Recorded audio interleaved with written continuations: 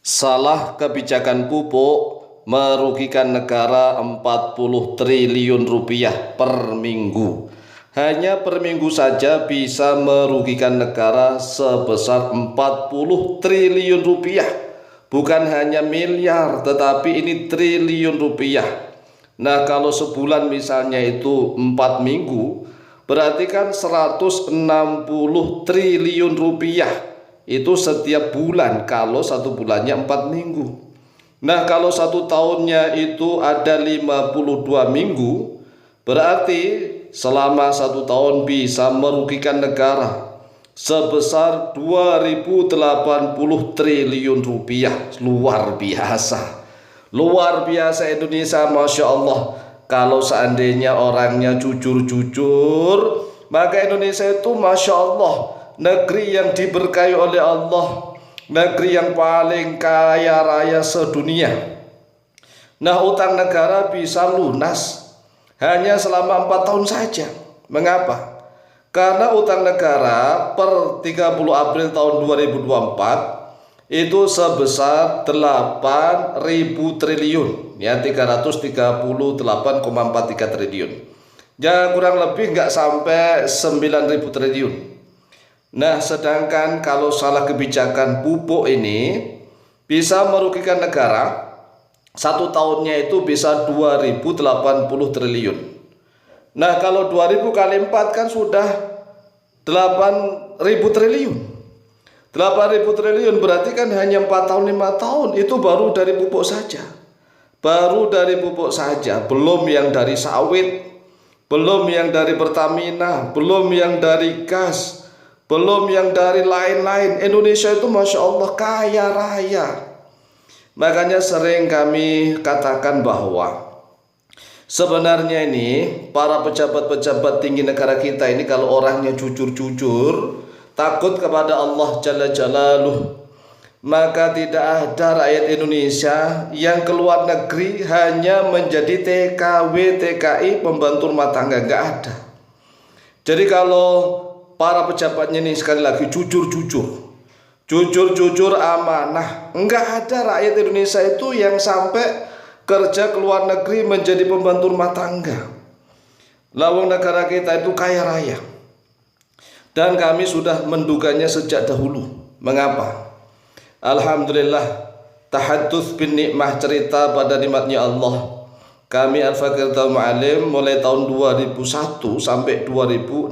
Sekali lagi, 2001 sampai tahun 2016 kami dakwah di Kota Buntang, Kalimantan Timur. Nah, kami dakwah di Buntang, Kalimantan Timur itu yang namanya seorang mubalik, apalagi kami menjadi ketua lembaga dakwah.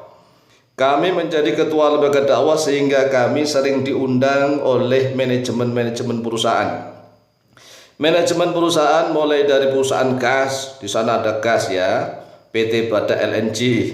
Ada perusahaan, kalau perusahaan batu bara itu banyak. Indominco ada, Pama ada, sub-subnya ada, banyak sekali lah kalau batu bara. Kemudian pupuk ini besar sekali ya. Buntang ini kan terkenalnya dengan PT Pupuk Kalimantan Timur. Kemudian kami juga sering diundang di perusahaan minyak, berbagai macam perusahaan, dan juga diundang oleh masyarakat. Kami sering keliling-keliling di Kalimantan Timur mulai tahun 2001 sampai 2016 sebelum kami pindah ke Jabodetabek. Di saat itulah kami sudah mulai merenung begitu kayanya Indonesia. Indonesia begitu kayanya, kalau seandainya para pejabat-pejabat di negeri ini orangnya jujur, takut kepada Allah, maka tidak ada rakyat Indonesia itu yang sampai kerja ke luar negeri hanya menjadi pembantu rumah tangga. Nggak ada. Kalau seandainya ke luar negeri ya mungkin menjadi dokter, perawat, mungkin begitu ya, menjadi seorang arsitek, insinyur, menjadi dosen atau menjadi ulama, guru. Tidak ada yang menjadi pembantu rumah tangga. Kalau memang sekali lagi, kalau memang pejabat-pejabatnya ini adalah orang-orang yang jujur. Sekali lagi, orang yang jujur ini paling sulit memang di Indonesia.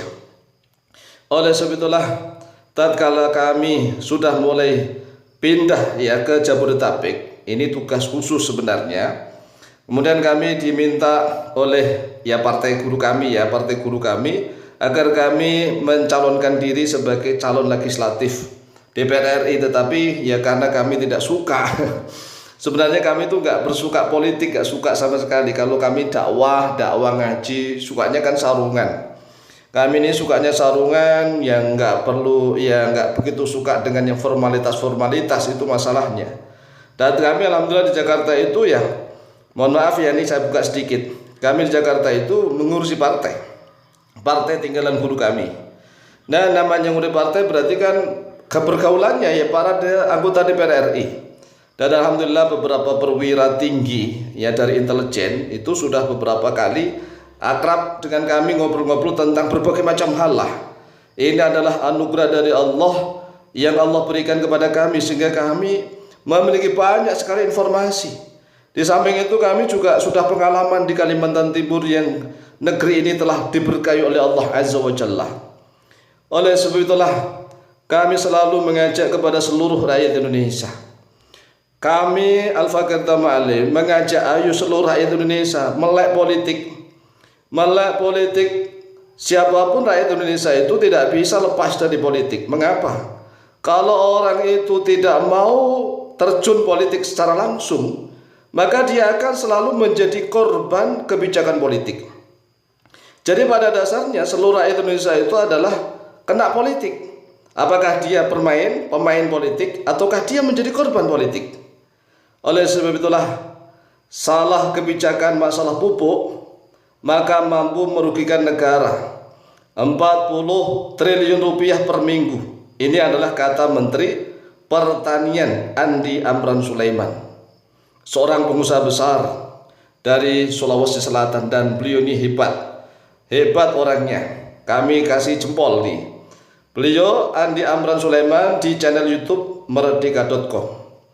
Sekali lagi perhitungannya, jika dalam 1 tahun ada 52 minggu, maka 52 kali 40 triliun rupiah sebesar 2080 triliun rupiah.